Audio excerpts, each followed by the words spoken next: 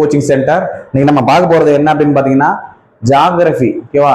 டிஎன்யூஎஸ்ஆர்பில 2023 SI question கேட்டிருந்திருக்காங்கள, அந்த geography question எங்க இருந்து கேட்டாங்க, எத்தனை கொஸ்டின் கேட்டாங்கன்றதான் நம்ம இன்னைக்கு பார்க்க போறோம். ஜாகிரபில மொத்தம் எத்தனை கொஸ்டின் வந்திருக்குன்னு பாத்தீங்கன்னா 11 கொஸ்டின் கேட்டிருந்திருக்காங்க. டிஎன்யூஎஸ்ஆர்பில எஸ்ஐல 2023 கேட்ட கொஸ்டின் மொத்தம் 11 கொஸ்டின். அதுல 10th இருந்து எத்தனை கேட்டாங்க, 7th எத்தனை கேட்டாங்க, எங்கெங்க போர்ஷன் இருக்கு அப்படின்றத புக் ப்ரூஃபோட சொல்றோம். ஓகேவா? நீங்க இதை பார்த்தா மட்டும்தான் நீங்க அடுத்து படிக்கிறதுக்கு உங்களுக்கு கரெக்டா இருக்கும். அப்ப எந்த ஸ்டாண்டர்டா ஃபர்ஸ்ட் படிக்கணும், எந்த ஸ்டாண்டர்டா ரெண்டாவதா படிக்கணும், எதுக்கு இம்பார்ட்டன்ஸ் கொடுக்கணும் அப்படின்றது அடுத்தடுத்து தான் உங்களுக்கு தெரியும். அதாவது நீங்க ப்ரீவியஸ் அனலைஸ் பண்ணாம நீங்க படிக்க ஸ்டார்ட் பண்ணிட்டே இருந்தீங்க அப்படின்னா ஒரு குருட்டாம்போக்குல போற மாதிரி இருக்கும். நீங்க அனலைஸ் பண்ணி அதுக்கப்புறமேட்டு ஸ்டார்ட் பண்ணீங்க அப்படின்னா எந்த பாதையில போகணும்னு சரியா பயணிப்பீங்க, பிளஸ் கொஞ்சம் வேகமா போற மாதிரி இருக்கும் படிக்கிறதும். ஓகே, சரி. இன்னைக்கு நம்ம பார்க்க போறது என்ன அப்படின்னு பாத்தீங்கன்னா எஸ்ஐல ஜியோகிராஃபி பார்க்க போறோம். மொத்தம் 11 கொஸ்டின் கேட்டிருக்காங்க. சரி, மொத்தம் அதுல 10th எத்தனை கொஸ்டின் கேட்டிருப்பாங்க பாத்தீங்கன்னா 10th கிட்டத்தட்ட 6 கொஸ்டின் கேட்டுட்டாங்க. ஓகேவா? 10th இருந்து மட்டும் அப்ப மொத்தம் 11 கொஸ்டின்ல 6 கொஸ்டின் எதுலயே கேட்டாங்க அப்படின்னா 10th கேட்டுட்டாங்க. அப்ப நீங்க படிக்க வேண்டியது எது அப்படின்னா 10th ஜியோகிராஃபி தான் முக்கியமானது. 6 கொஸ்டின் கேட்டிருக்காங்க. அடுத்து 7th எத்தனை கொஸ்டின் வந்திருக்கும்னா 3 கொஸ்டின் வந்திருக்கும். 7th மட்டுமே 3 கொஸ்டின் வந்திருக்கும். ஸ்டாட்டிக்ஸ் ஜிகேன்னு சொல்லுவாங்க, சுற்றுலான்னு ஒரு லெசன். நான் ஒரு போன வாரத்துல தான் ஒரு வீடியோ போட்டேன். இந்த பூங்கா எங்க இருக்கு, வனவியல் பூங்கா எங்க இருக்கு, தேசிய வனவிலங்கு பூங்கா எங்க இருக்குன்னு சொல்லிட்டு எல்லாத்தையுமே நான் எக்ஸ்பிளைன் பண்ணி ஷார்ட்கட்டோட சொல்லி ஒரு வீடியோ போட்டுருந்திருப்பேன். 10th ஜியோகிராஃபி எப்படி ஜாலியா படிக்கிறதுன்னு சொல்லிட்டு அந்த லெசன் தான் ரொம்ப முக்கியமான லெசனு. அதுல இருந்து மட்டுமே 3 கொஸ்டின் கேட்டிருப்பாங்க. அதுதான் நம்ம ப்ரூஃபா பார்க்க போறதுன்னு. ஓகேவா? நீங்க அதனால இம்பார்ட்டன்ஸ் கொடுக்கறது ஃபர்ஸ்ட் 10th கொடுங்க. அடுத்த லெசனே சுற்றுலாவை நல்லா படிங்க. மினிமம் ஒரு கொஸ்டினாவது கன்ஃபார்மா வருஷம் இதுக்கு எதிர்பார்க்கலாம். ஓகேவா? சரி, ஃபர்ஸ்ட் கொஸ்டின் பார்ப்போம். ஜியோகிராஃபில ஃபர்ஸ்ட் கொஸ்டின், வெப்பநிலை குறைவு விகிதம் என்றால் வெப்பநிலை குறைவு விகிதம் என்றால் ஒவ்வொரு 1000 மீட்டர் உயரத்திற்கும் 6.5 சென்டிமீட்டர் 6.5 டிகிரி என்ற விகிதத்தில் வெப்பநிலை குறையும். இந்த ஸ்டேட்மெண்ட் எங்க இருக்கு அப்படின்றத பாத்திரலாம். ஃபர்ஸ்ட் இது எங்க இருக்கு அப்படின்னு பார்த்தோம்னா 10th ஜியோகிராஃபி. ஓகேவா? 10th ஜியோகிராஃபில யூனிட் 2ல பேஜ் நம்பரோட கொடுத்துருக்கேன். நீங்க பேஜ் நம்பர் எடுத்து செக் பண்ணிக்கலாம். புவிப்பரப்பிலிருந்து உயரம் செல்ல வளிமண்டலத்திலிருந்து ஒவ்வொரு 1000 மீட்டர் உயரத்துக்கும் 6.5 டிகிரி செல்சியஸ் என்ற அளவில் வெப்பநிலை குறைகிறது. ஒவ்வொரு 1000 மீட்டர் உயரத்திற்கு மேல போக 6.5 டிகிரி செல்சியஸ் வெப்பநிலை குறையுது அப்படின்னு சொல்லியிருக்கோம். அதுதான் நம்ம ஸ்டேட்மெண்டாவும் பார்த்திருப்போம். ஓகேவா? வெப்ப குறைவு விகிதம் என்றால் ஒவ்வொரு 1000 மீட்டர் உயரத்திற்கும் 6.5 சென்டிமீட்டர் என்ற விகிதத்தில் வெப்பநிலை குறையும். ஒவ்வொரு 1000 மீட்டர் போக 6.5 டிகிரி குறையும் சொல்லியிருக்காங்க. அப்படியே இந்த ஸ்டேட்மெண்ட்ல கொடுத்திருப்பாங்க. உயர செல்ல வளிமண்டலத்தில் ஒவ்வொரு 1000 மீட்டர் உயரத்திற்கும் 6.5 டிகிரி செல்சியஸ் என்ற அளவில் வெப்பநிலை குறைகிறது. ஓகேவா? அடுத்து 2வது கேள்வி, வளிமண்டலத்தில் உயர் அடுக்குகளில் குறுகிய பகுதிகளில் வேகமாக நகரும் காற்றுகள் ஜெட் காற்றுகள் என்கிறோம். ஜெட் காற்றுனா என்ன சொல்றாங்க கீழே அப்படியே அதே இதுல பேராகிராஃப் தான் கீழே இருக்கும். வளிமண்டலத்தின் உயர் அடுக்குகளில் குறுகிய பகுதியில் வேகமாக நகரும் காற்றுகள் ஜெட் காற்றுகள் என்கிறோம். அந்த ஸ்டேட்மெண்ட் அப்படியே இருக்கு உள்ளுக்குள்ள. ஓகேவா? இது எங்க இருக்கு அப்படின்னு பாத்தீங்கன்னா 10th ஜியோகிராஃபில யூனிட் 2ல பேஜ் நம்பர் 152 53 இருக்கு. ஓகேவா? 10th ஜியோகிராஃபில யூனிட் 2ல பேஜ் நம்பர் 152 53 இருக்கு. 10th ஜியோகிராஃபில தான் இருக்கு கொஸ்டின். நல்லா பார்த்துக்கோ. இது ஃபர்ஸ்ட் கொஸ்டின். சரி, அடுத்து 2வது கொஸ்டின் பார்க்கலாம். 2வது கொஸ்டின் எங்க கேட்டிருக்காங்க அப்படின்னு பார்த்தோம்னா 9th ஜியோகிராஃபி. 9th இருந்து இந்த ஒரே ஒரு கொஸ்டின் தான் வந்திருக்கும். விண்வெளியிலிருந்து விழும் விண்கற்களில் இருந்து நம்மை பாதுகாக்கும் அடுக்கு எது அப்படின்னு கேட்டிருப்பாங்க. விண்வெளியிலிருந்து விழும் விண்கற்களில் இருந்து நம்மை பாதுகாக்கும் அடுக்கு எது? மேல இருந்து கல்லு விழுது, ஆனா கீழே வரும்போது அது பிளாஸ்ட் ஆயிரும். ஓகேவா? அப்ப நம்ம கீழே வர அந்த பிளாஸ்ட் ஆயிடுச்சுனாலே எரிஞ்சு சாம்பல் ஆயிரும். அதை தாண்டி கீழே விண்கற்கள் விழாது. இல்லைன்னா விழுறக்கள் எல்லாமே மனுஷர்களை அழிச்சிடும். ஓகேவா? அது எந்த அடுக்கு பாதுகாக்குது அப்படின்னு சொல்றாங்க. இதுக்கான ஆன்சர் என்ன அப்படின்னு பார்த்தோம்னா இட அடுக்கு. நீங்க கரெக்டா 9th ஜியோகிராஃபில யூனிட் 3ல பேஜ் நம்பர் 199 பாத்தீங்கன்னா இட அடுக்குல சொல்லியிருந்திருப்பாங்க. இந்த பேராகிராஃப்ல அழகா பாருங்க பார்க்கலாம்.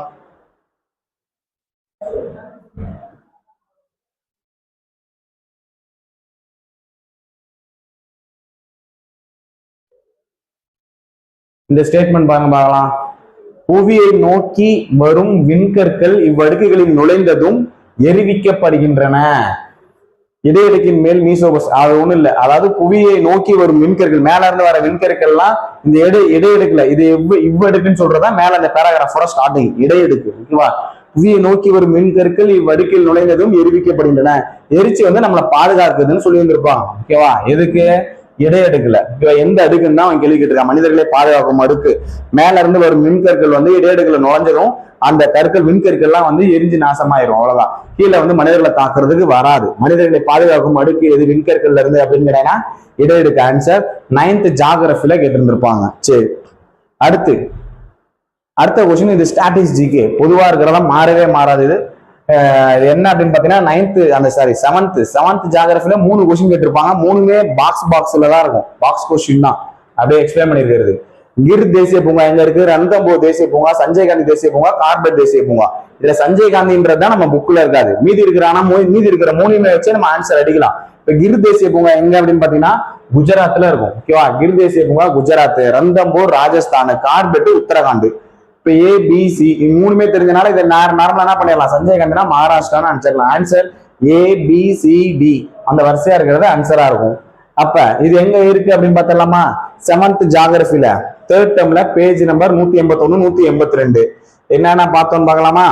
இதுல கிர் தேசிய பூங்கா பார்த்தோம், கார்பெட் தேசிய பூங்கா பார்த்தோம், அடுத்து ரந்தம்பூர் தேசிய பூங்கா ராஜஸ்தான் அப்படின்னு பார்த்தோம், ரந்தம்பூர் ராஜஸ்தான், கிர் தேசிய பூங்கா குஜராத் அப்படின்ற 3 பார்த்தோம். ஓகேவா? நம்மளுக்கு என்ன இல்லை அப்படின்னு பார்த்தோம்னா அந்த சஞ்சய் காந்தின்ற தேசிய பூங்கா இருக்காது. ஓகேவா? ஜிம் கார்பெட் உத்தரகாண்ட் நல்லா ஞாபகம் வச்சுக்கோ. கார்பெட் தேசிய பூங்கா, கிர் தேசிய பூங்கா, ரந்தம்பூர் தேசிய பூங்கா, இந்த 3ஐயும் பார்த்துக்கோ. இந்த 3 தான் மேல இருந்துச்சு. பார்க்கலாம். கிர் தேசிய பூங்கா, ரந்தம்பூர் தேசிய பூங்கா, கார்பெட் தேசிய பூங்கா. இது எங்க இருக்கு அப்படின்னு பார்த்தா 7th ஜாகிரபி. இதே லெசன்ல இருந்து தான் 3 கொஸ்டின் வந்துருக்கும் அடுத்தடுத்த பார்ட்லயே. ஓகேவா? சரி, இது தேசிய பூங்கா 7th கேட்டிருக்கிற கொஸ்டின் ஞாபகம் வச்சுக்கோ.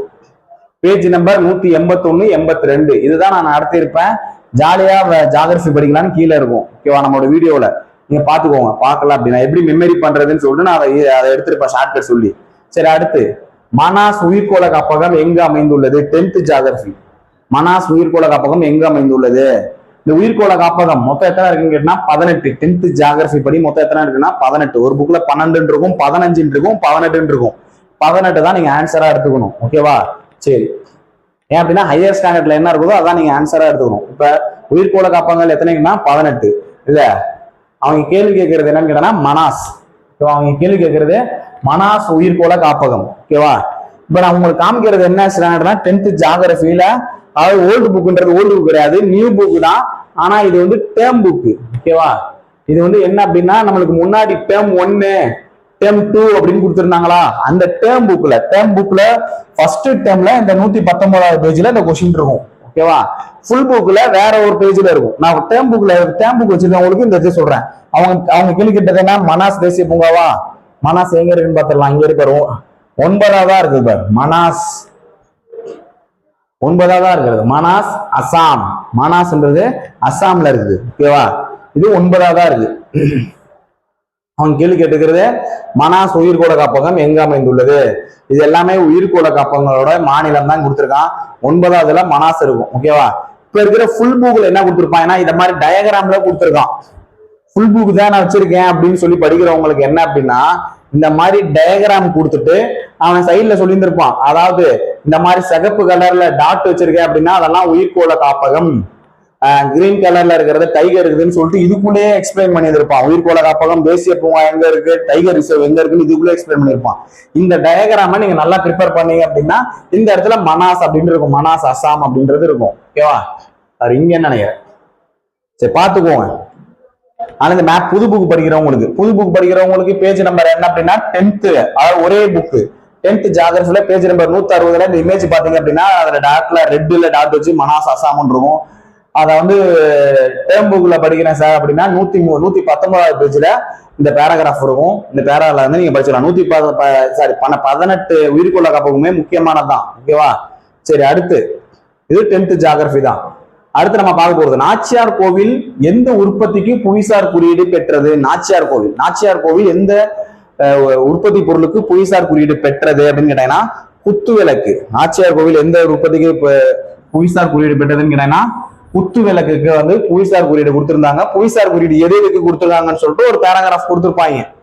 புவிசார் குறியீடு எது எதுக்கு கொடுத்தாங்கன்னு சொல்லிட்டு ஒரு பேராகிராஃப் இருக்கும். அந்த பேராகிராஃப் எங்க இருக்குன்னா 10th ஜாகிரபில பேஜ் நம்பர் 240 இருக்கும். ஓகேவா? பாத்துக்கோ. சரி, அடுத்து என்ன சொல்லிருக்காங்க, கரூர் தமிழ்நாட்டின் நெசவு தலைநகரம் என்று அழைக்கப்படுகிறது. கூற்று சரியா தவறா அப்படின்னு கேக்குறாங்க. ஓகேவா? அப்படியே இந்த பேர 10th ஜியோகிராஃபில யூனிட் 7ல 240வது பேஜ் எடுத்து பாத்தீங்க அப்படின்னா, கரூர் தமிழ்நாட்டின் நெசவு நகரம் என்று அழைக்கப்படுகிறது, நெசவு தலைநகரம் என்று அழைக்கப்படுகிறது அப்படின்னு சொல்லி இருந்திருப்பாங்க. ஓகேவா, அதான் சொல்லியிருப்பாங்க, கரூர் தமிழ்நாட்டின் நெசவு தலைநகரம் என்று அழைக்கப்படுகிறது. அடுத்து நாட்டின் மென்பொருள் ஏற்றுமதியில் கர்நாடகாவுக்கு அடுத்து 2வது பெரிய ஏற்றுமதி செய்யும் மாநிலமாக தமிழ்நாடு உள்ளதுன்னு சொல்றாங்க. அதாவது மென்பொருள் மாநிலம் எதுன்னு கேட்டாங்கன்னா பெங்களூர், 2வது எது இருக்குன்னு கேட்டா தமிழ்நாடு. ஓகேவா, சரி, இதோட சோர்ஸ் எங்க இருக்குன்னு கேட்டாங்கன்னா 10th ஜியோகிராஃபில யூனிட் 7ல பேஜ் நம்பர் 240, 10th ஜியோகிராஃபி தான். அடுத்து நம்ம சேம் இது வந்து 7th ஜியோகிராஃபில ஒரு சொன்னா 3 கொஸ்டின் சொன்னா அதுல ஒண்ணு பாத்துறோம், இது 2வது கொஸ்டின். வேடந்தாங்கல் எங்க இருக்கு அப்படின்னு சொல்லி கேட்கறாங்க. ஓகே, வேடந்தாங்கல் எங்க இருக்கு, கோடியக்கரை எங்க இருக்கு, முதுமலை எங்க இருக்கு, முண்டந்துறை எங்க இருக்கு அப்படின்னு கேட்கறாங்க. இப்ப எங்க இருக்குன்னு பாத்திரலாமா? வேடந்தாங்கல் கோடியக்கரையா? இங்க பாருங்க, வேடந்தாங்கல் கீழே இருக்கு பாருங்க, வேடந்தாங்கல் காஞ்சிபுரம். வேடந்தாங்கல் எங்க இருக்குன்னு கேட்டாங்கன்னா காஞ்சிபுரம். அடுத்து என்ன கேட்டாங்க? கோடியக்கரை கேட்டாங்களா? இங்க இருக்கு பாருங்க, கோடியக்கரை நாகப்பட்டினம். கோடியக்கரை எங்க இருக்குன்னு கேட்டாங்கன்னா நாகப்பட்டினம். அடுத்து வேற என்ன கேட்டாங்க? முதுமலை கேட்டாங்க. முதுமலை எங்க இருக்குன்னு கேட்டாங்கன்னா நீலகிரி. பாத்திரலாமா? மேல கொஸ்டின்ல பாருங்க பார்க்கலாம்.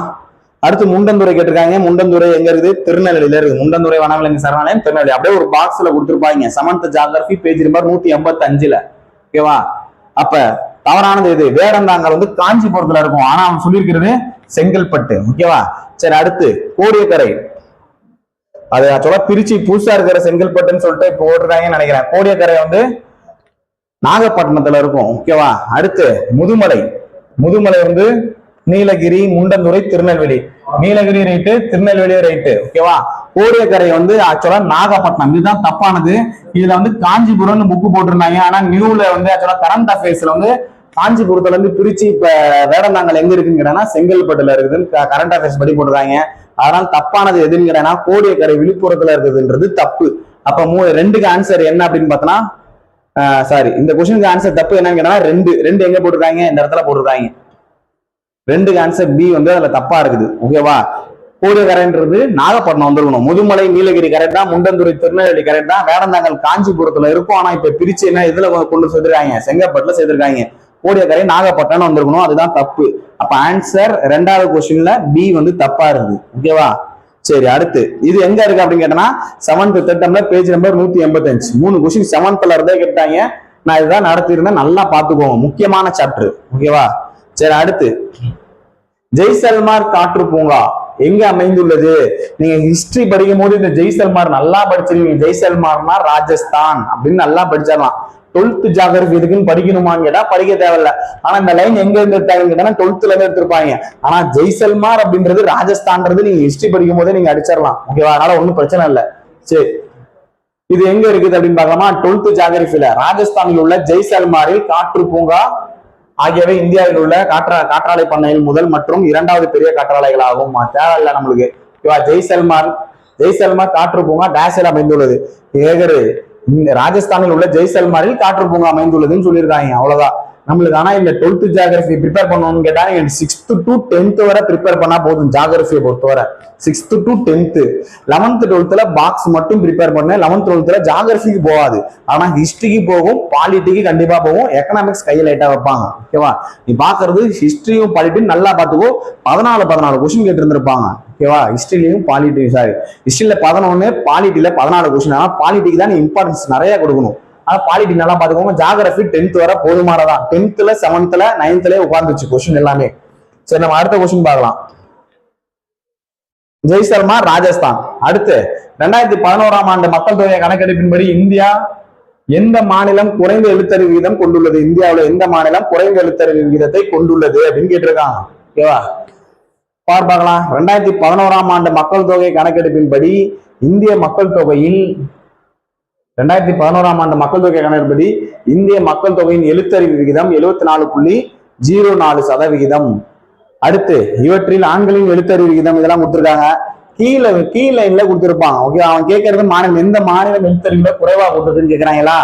கீழே பாரு, கேரள மாநிலம் எழுத்தறிவில் 93.9% பெற்று இந்தியாவின் முதல் மாநிலமாகவும், அடுத்து லட்சத்தீவுகள் 92.28% பெற்று 2வதாகவும் உள்ளது.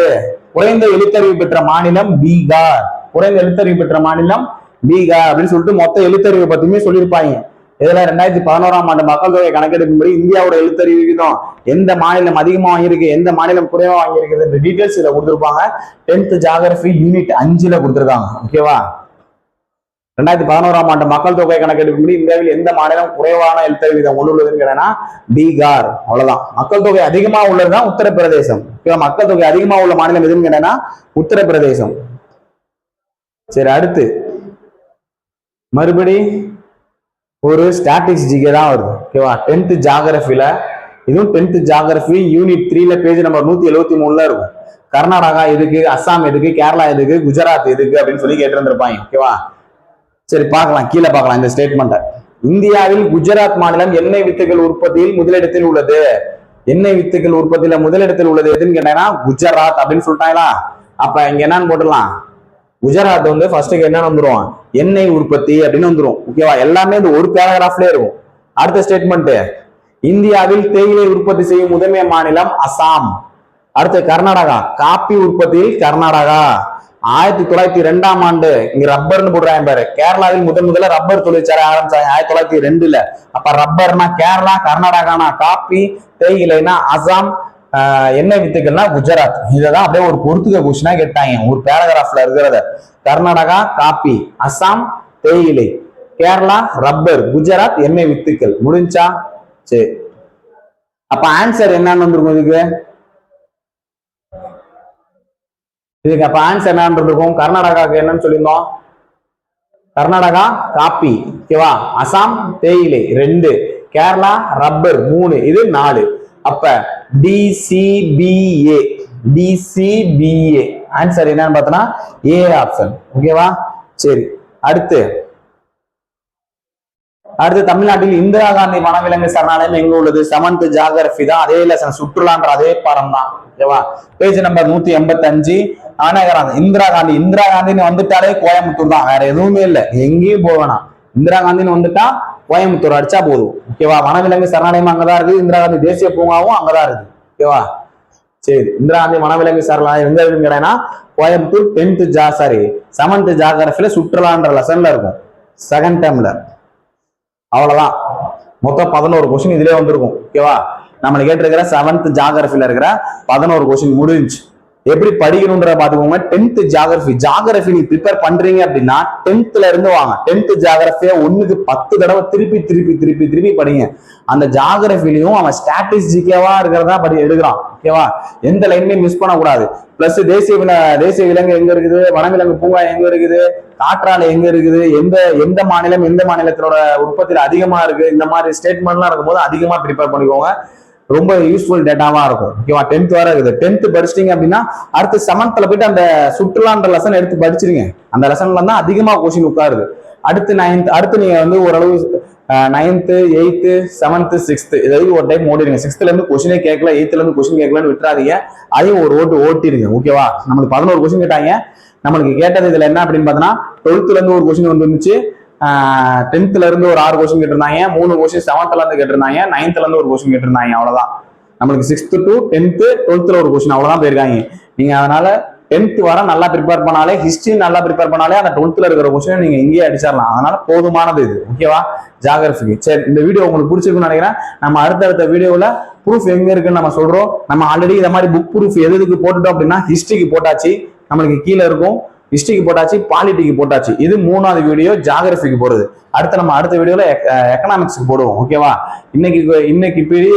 இன்னைக்கு கிரைம் டெஸ்ட் சீரிஸ், அடுத்த டெஸ்ட் லெவல் வந்து கொஞ்சம் வீடியோ லேட்டா வரும். நைட்டுக்குள்ள நான் அப்லோட் பண்ணிடுவோம். ஓகேவா? நைட்டு ஒரு 10 மணிக்குள்ள உங்களுக்கு அப்லோட் பண்ணிடுவோம். இந்த வீடியோ இப்போதைக்கு பாருங்க.